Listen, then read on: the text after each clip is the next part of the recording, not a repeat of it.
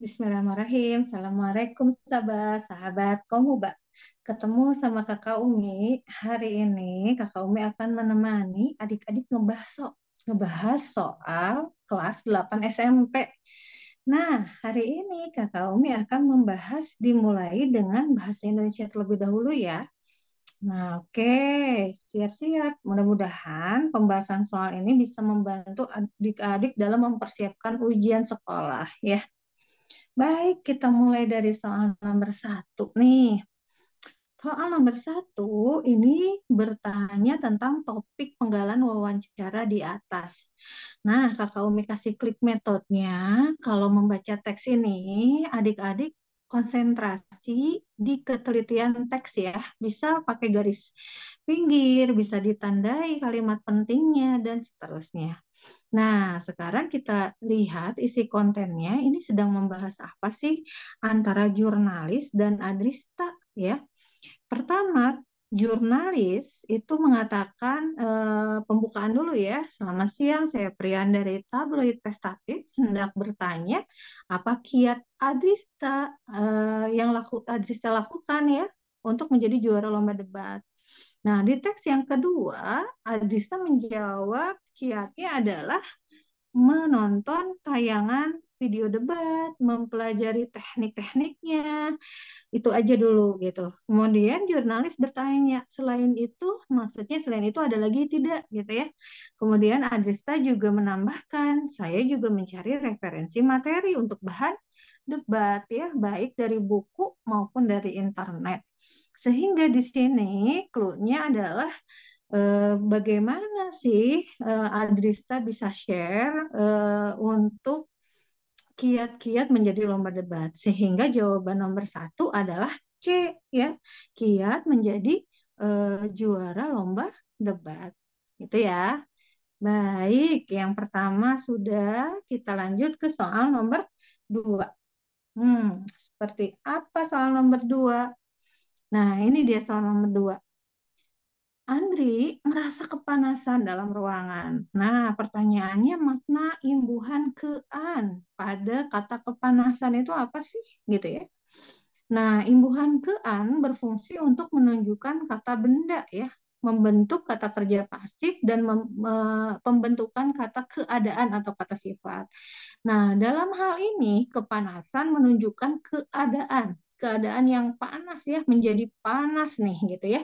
Sehingga jawaban yang tepat adalah C, menyatakan keadaan. Oke, gampang ya. Sip, next kita masuk lagi ke soal nomor 3 nih adik-adik. Kita lihat nih.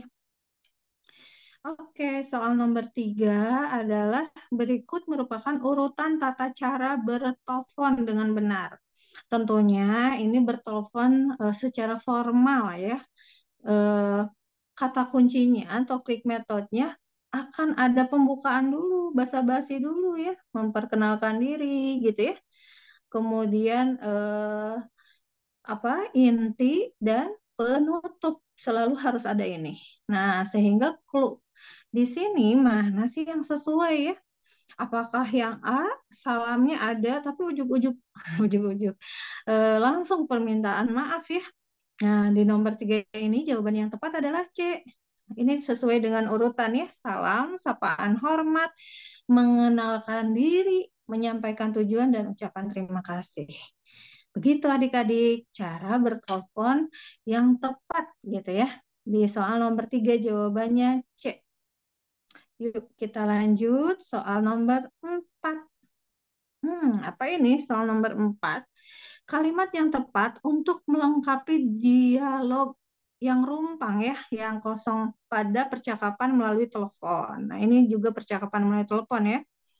Nah, karena yang titik-titik ini berada di bawah, mungkin tidak kalau pertanyaan ini bersifat pembukaan. Nah, karena pembukaannya udah ada tuh, selamat siang, bisa bicara dengan Reni gitu ya.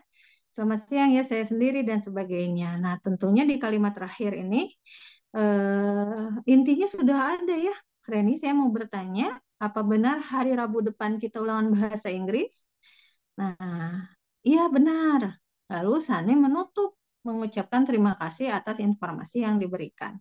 Jadi jawabannya adalah C ya. Oke, terima kasih ya. Selamat siang. Nah, ini salah satu kalimat penutup ya pada penelponan.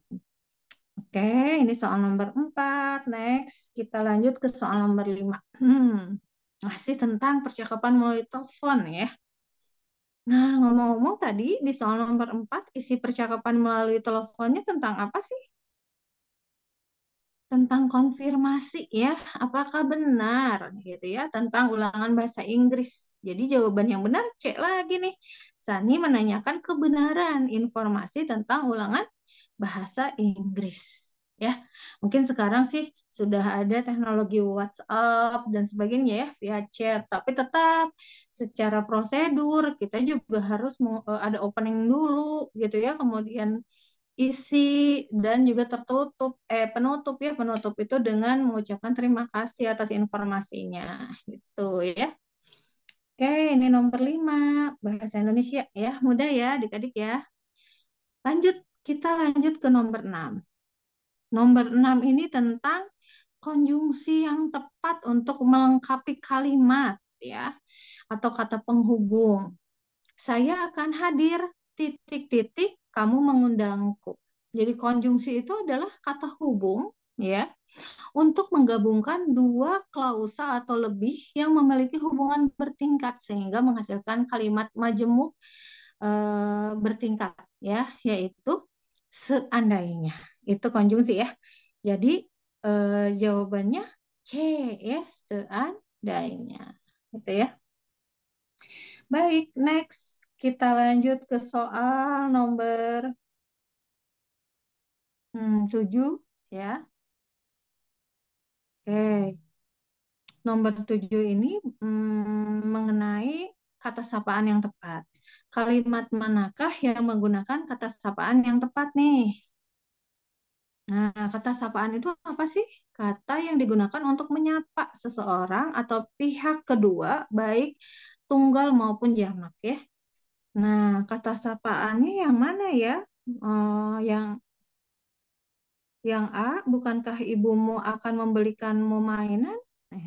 Atau B, ya pergi bersama saudaraku. Yang C, dapatkah Anda membantuku membaca tulisan ini? Ya. Yang D, kapankah kakakmu diwisuda? Nah, jawaban yang benar di sini adalah yang C ya. Dapatkah Anda membantuku membaca tulisan ini? Itu ya. Baik, next nomor 8. Asti naik pitam saat tahu Andra membohonginya. Makna ungkapan naik pitam adalah, ungkapan adalah gabungan kata yang berbeda ya. Hal ini juga berlaku pada naik pitam yang dibentuk kata naik dan pitam. Beberapa sinonim naik pitam yaitu naik darah, naik pala, panas hati, dan masih banyak lagi. Jadi maknanya ini apa sih? Marah gitu ya. Jadi jawabannya adalah D. Naik pitam di sini adalah marah gitu adik-adik. Nah, tiba di soal nomor 9. Ayah mengatakan kepadaku agar berhati-hati ketika mengendarai sepeda motor. Kalimat langsung yang tepat. Nah, kalau seandainya ayah langsung ngomong nih, ngomongnya kayak gimana ya gitu ya. Nah, kalimat langsung itu dalam tulisannya harus menggunakan kata petik ya. Kata petik, kemudian bagian kutipan memiliki nada yang lebih tinggi dari bagian lainnya, memiliki kemungkinan susunan pengiring kutipan, pengiring kutipan, kutipan pengiring, kutipan pengiring kutipan, macam-macam ya. Nah, dalam hal ini yang tepat adalah yang D ya. Ayah berkata, mengendarai sepeda motor harus hati-hati. Gitu ya. Berarti jawabannya yang D. Sip, next nomor 10. Nah, ini mengisi pantun nih. Siapa di antara adik-adik yang suka pantun nih? Pergi ke Sumedang membeli tahu. Tahu dibeli untuk dimakan. Berarti ujungnya U dan an ya. Jadi pantun ini salah satu karya Nusantara ya yang terdengar indah karena disusun berdasarkan rima tertentu. Nah, sebaik pantun biasanya terdiri dari 4 baris ya adik-adik ya, di mana 2 baris pertama adalah sampiran, sementara baris ketiga dan keempat merupakan isi. Jadi terus ujungnya juga biasanya suka mirip ya antara baris pertama dan ketiga, baris kedua dan keempat. Nah, sehingga di sini yang paling tepat adalah yang A.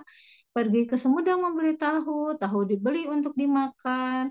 Ingat selalu nasihat guru, jadikan pedoman kehidupan. Baik adik-adik, mungkin itu saja dulu dari kakak untuk pembahasan materi bahasa Indonesia. Next, kita akan lanjut pembahasan selanjutnya ya. Apa itu? Tunggu, jangan kemana-mana, tetap stay tune di YouTube Komuba Educare. Dah, Assalamualaikum.